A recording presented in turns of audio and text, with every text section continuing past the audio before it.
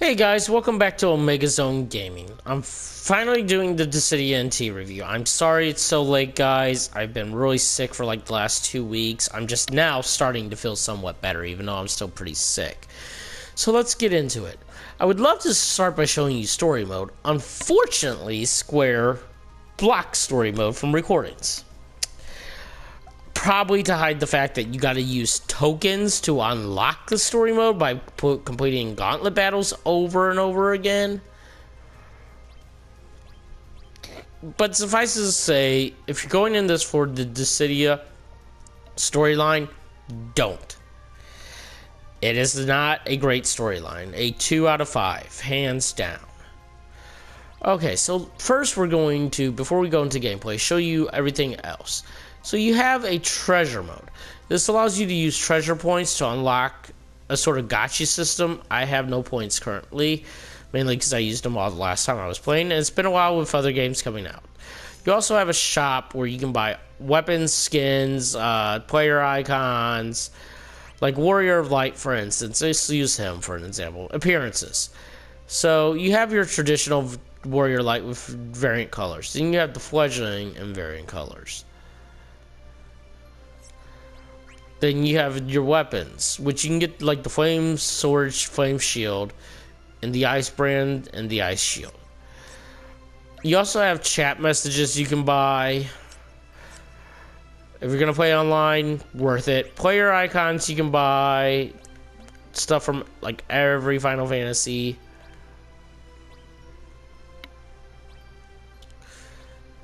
They even have the Chibi Final Fantasy World ones.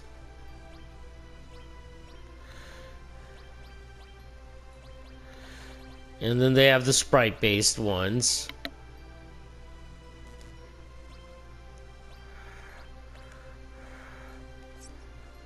And then you have battle music tracks, which are all the different songs. You have your options, basic stuff, display, control, sound support. If you don't want Mugo's device, you can turn that off. It does kind of get annoying. You have an online mode with rank match party, and custom match. Rank match solo allows you to pick 2 AI controlled and fight against somebody else using 2 AI control. Party allows you to team up with 2 other people, up to 2 other people. And solo lets you create, and the custom lets you create your own. You have tutorials which can teach you about combat and review systems you already know. So there's 2 offline modes. Sparring match, which are basically like the practice modes in the tutorial mode. I don't know why they bothered to put that underneath that. And then gauntlet mode. We'll go into gauntlet. So you have several different ones. You have basic, which are basic fighting modes for either standard match or core battle. I do not recommend core battle. It is a fighting game equivalent of capture the base, really. You just destroy cores until the points rank out. You have story trials, which you can go through and play as the party, customized per the story. So if you once you beat certain stories, you unlock parts, you unlock those. We'll go into a standard match. So my party consists of Cloud Strife, Noctis Lucius Calum, of course, and Lightning. The Cloud Strife, I have it with set up with Cross Slash, Mighty Slash, and Poisonage. For his skin set, Cloudy Wolf, which is what his Advent Children outfit is finally called, and then the Fusion Sword. Noctis, I haven't really unlocked anything for yet.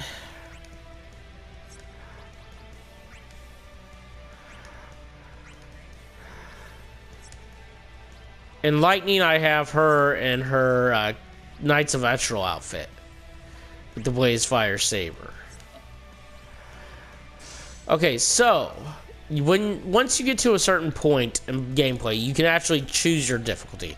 We're gonna go to bronze just because I haven't played in a while. And where do you think we should go? Let's go to the Promised Medal.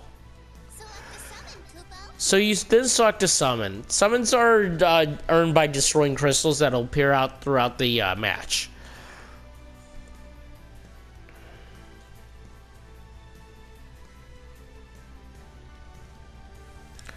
So then you go into the cutscenes with the music. We can win if we stay focused. Make it easy on yourselves and give up now. So gameplay consists of break attacks, which are your standardized attacks, and then HP attacks, which are your like sort of limit break or special skills that each character has in the Final Fantasy games. So Moogle told me to finish it. That's when you want to use the HP attack. If you land it, you can finish it. So I just incapacitated her. How you do your basic attacks is with the circle button. And how you do your HP attacks is with the square button.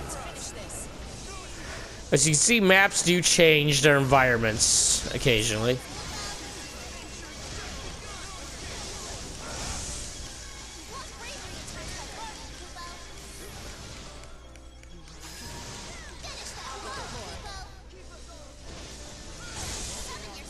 Ready to summon. Head on with the summoning.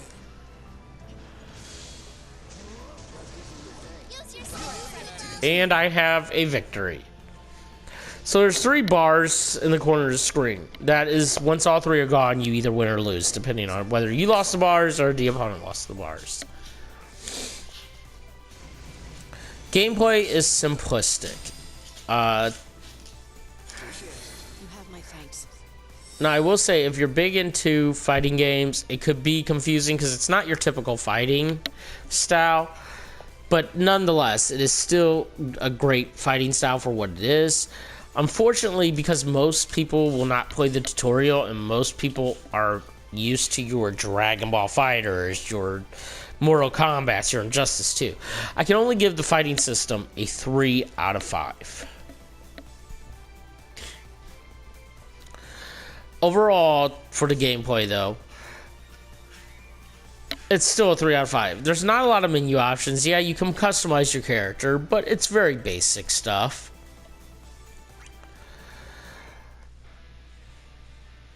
So, onto graphics.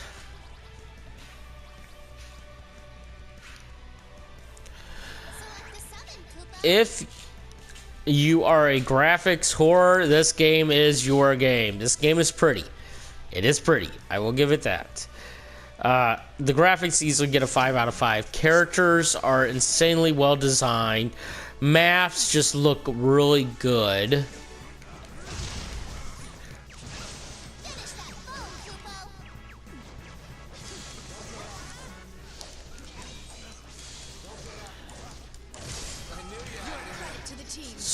You know, weapons, I mean, that looks just like the Fusion Saber from Advent Children. Kefka's never looked more crazy. The Final Fantasy version of the Joker, as I like to call him.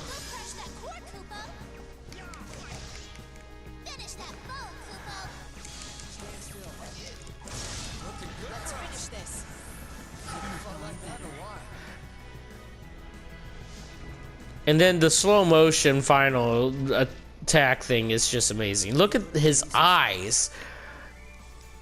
Graphics are a 5 out of 5, very easily. Appreciate it. You're a credit to the team.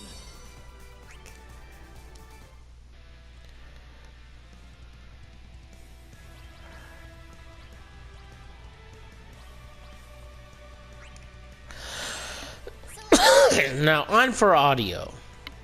Audio is a mixed bag for me.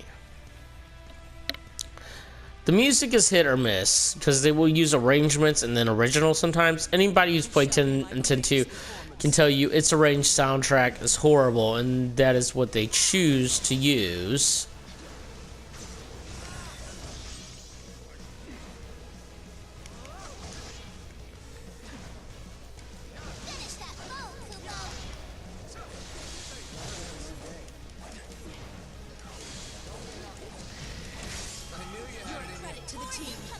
So when you get an original basement on the soundtrack, it just sounds amazing, and I will give it that. But when you get arranged for a bad arranged soundtrack, like the 10 arranged soundtrack, you know, it really does scream lower quality. Voice acting is also a mix too. Vaughn and Tidus's voice actors have obviously been changed. You can tell this. Vaughn's new voice actor, I hate. I don't know what accent he's doing, but it is horrible.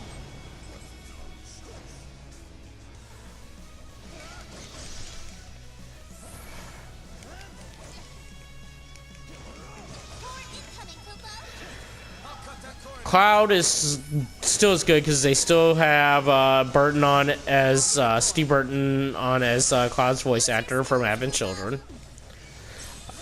I've heard the Japanese voice actors are even better. I have not used them personally, but I can see that being the case. So here's the summon. Summons happen automatically once you break enough crystals. So I have Bahamut set up on mine.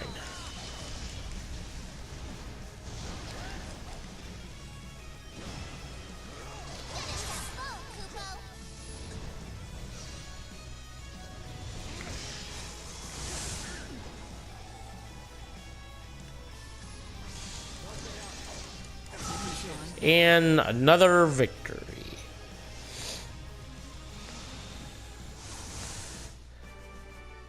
That went exactly like I thought it would. And the victory fanfare is great too. The big saving grace for this game is its combat audio, because weapons do sound like they're making contact. Summon spirits make insane sounds. They're some of the best sounds in the game, I think. So, you know, all that is a real savior for the game itself, as in the audio field. A 4 out of 5. Definitely. So 2, 3, 4, and 5 so far. What do I think of network play? Here's another caveat. It's good, it's stable, everything works well. The problem with it is, if you are coming in this today, you are going to lose. You will be a bronze faced up against platinum fighters who have played this game for a whole hell of a lot longer.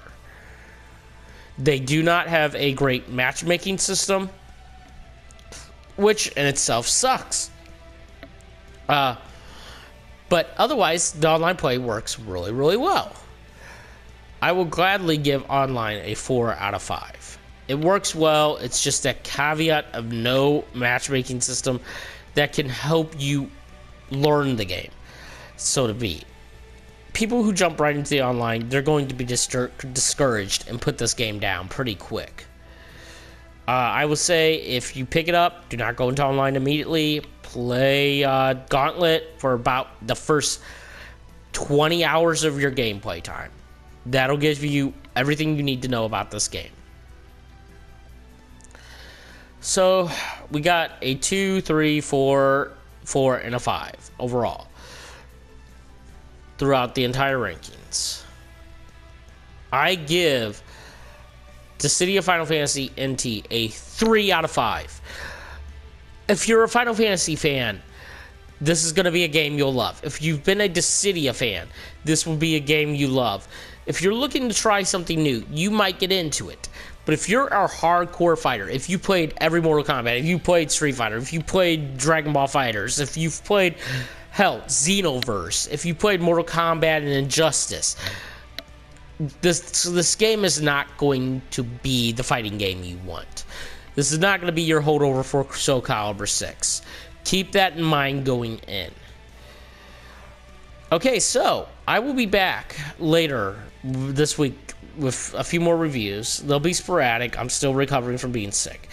I plan on getting one for Sword Art Online Fatal Bullet out, one for Monster Hunter out, one for Secret of Mana out, and then the Digimon Story Cyber Sleuth Hacker's Memory will be coming out in about 2 weeks. I still got a little bit more to do in that game.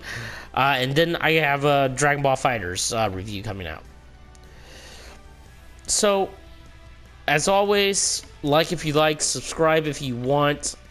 Leave any comments you feel you need to. Hit that little notification bell.